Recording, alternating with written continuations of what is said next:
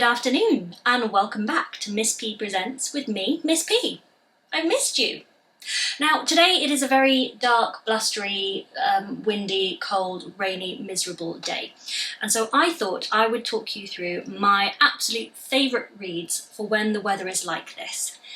Christmas is over, it's January, it's dark, maybe you're feeling a little bit blue, a little bit miserable, and personally, when I'm feeling like this and the weather is like this, I love nothing more than to curl up on the sofa under a big blanket with a cup of tea and a really comforting read. So today I am going to talk you through my favourite warming, comforting reads for blustery days just like these. So first up on the list we have possibly my favourite book of all time ever. It is called The Lost Art of Keeping Secrets by Eva Rice. And I say this is one of my favourite books ever, maybe my favourite book of all time, because I have read it more than I have ever read anything else. I go back to this book all the time, if I'm feeling sad, if I'm feeling unhappy, if I'm stressed, if I can't sleep, but just anyway, because it gives me so much pleasure and so much joy.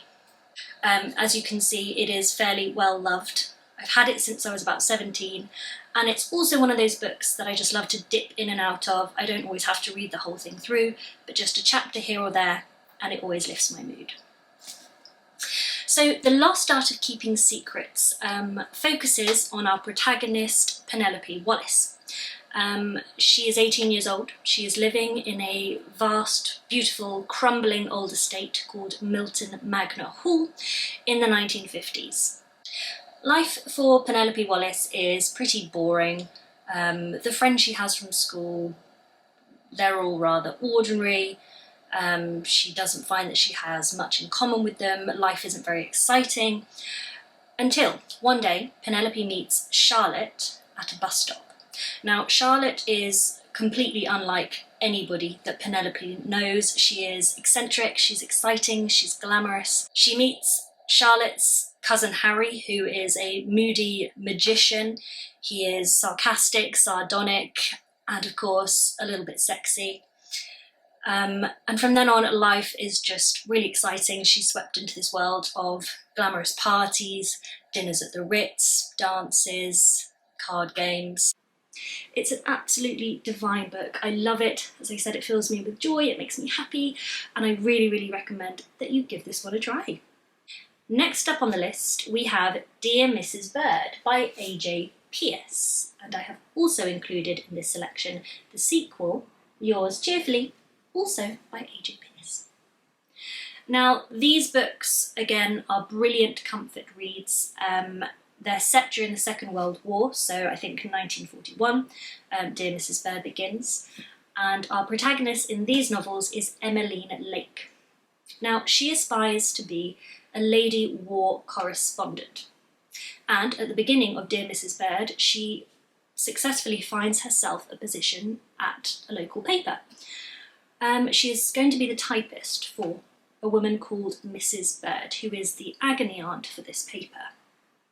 But unfortunately, Mrs. Bird is rather fusty, old-fashioned, prudish, set in her ways, and lots of the problems that readers are writing in to Dear Mrs. Bird, looking for advice and support with, Mrs. Bird dismisses them as being crude, vulgar, not problems that women should be having, and so she just outright ignores them.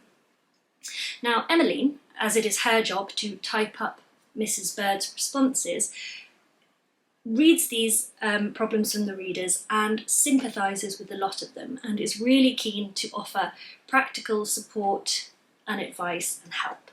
What happens next? One can only guess, but I highly recommend that you read Dear Mrs. Bird and Yours Cheerfully to find out what does happen. As well as this story with Emmeline dreaming of being a lady war correspondent and working at the paper, also, of course, you have the backdrop of the Second World War. It's about friendship, it's about courage, it's about grief and loss. It's heartbreaking, it's uplifting, it's all of these different things, but it does manage to be an absolutely charming, warming, Beautiful read. It's a really, really, really lovely book, really lovely set of books. And again, really comforting, really warming on a blustery day such as today. Now, next up on the list, I have included plays by Oscar Wilde.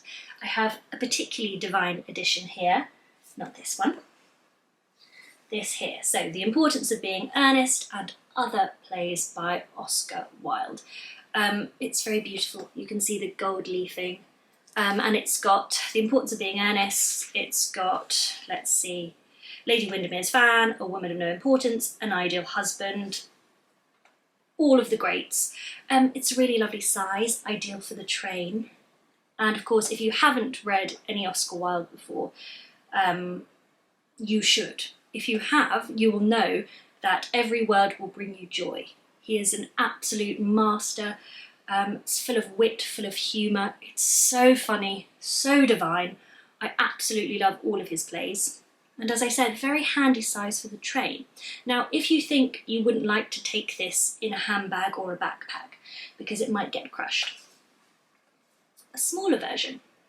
And I actually find that plays are really good for that. I love plays for quick reads, things to dip in and out of, things that are comforting, things that are warming, and very, very portable as well.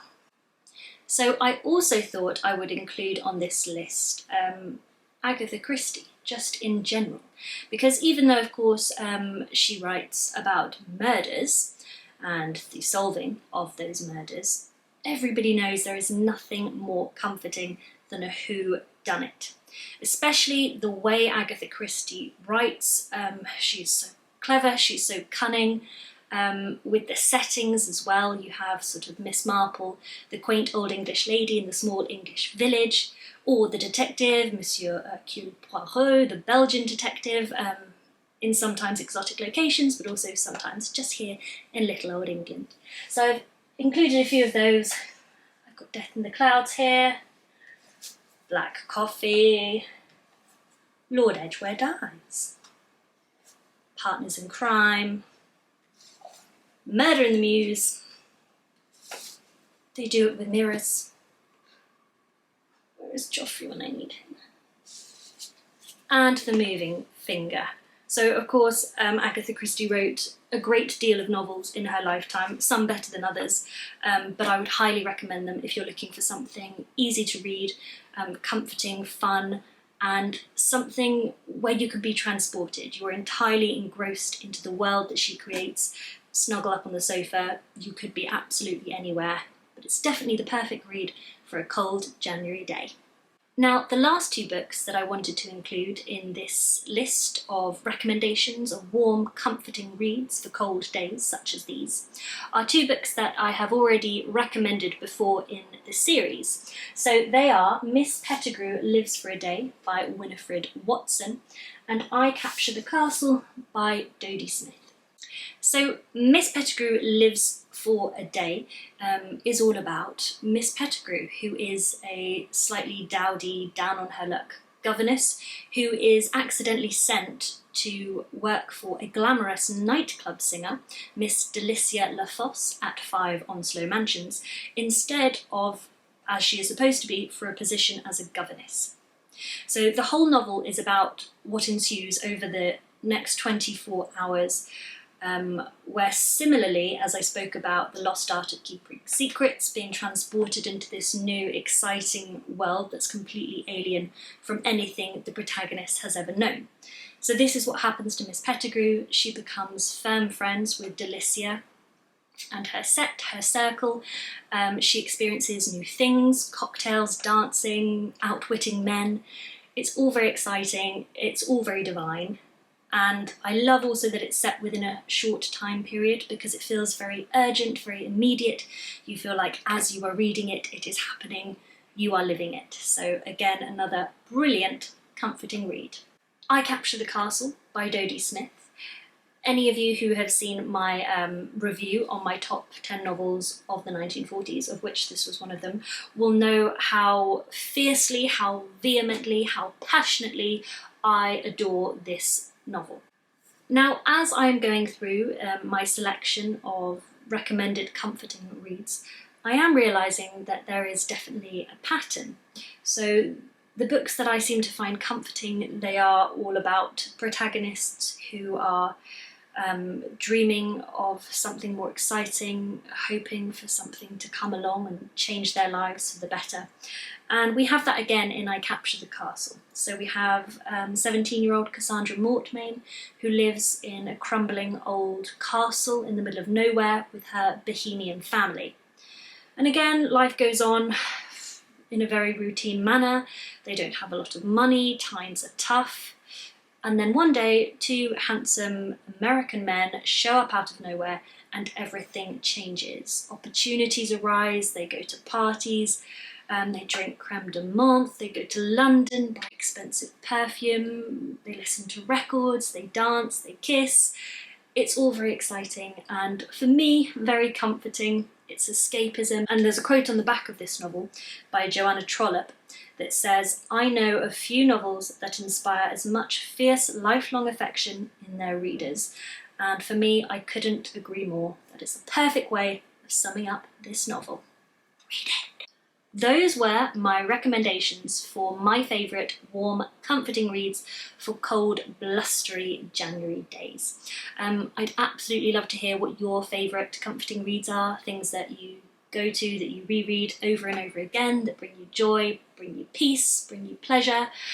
So please do let me know what those novels, plays, poems are down in the comments below. Joffrey isn't here today, as you might have noticed. He was working flat out over the Christmas period, so I've given him the day off to visit some sort of decrepit relative in Shropshire, but I do expect him back by the end of the day. I look forward to seeing you next time to discuss and chat about more books. I hope you have a wonderful day. Thank you so much for watching my channel. If you enjoyed it, don't forget to like, comment and subscribe so you can keep up to date with all things Miss P Presents. See you next time.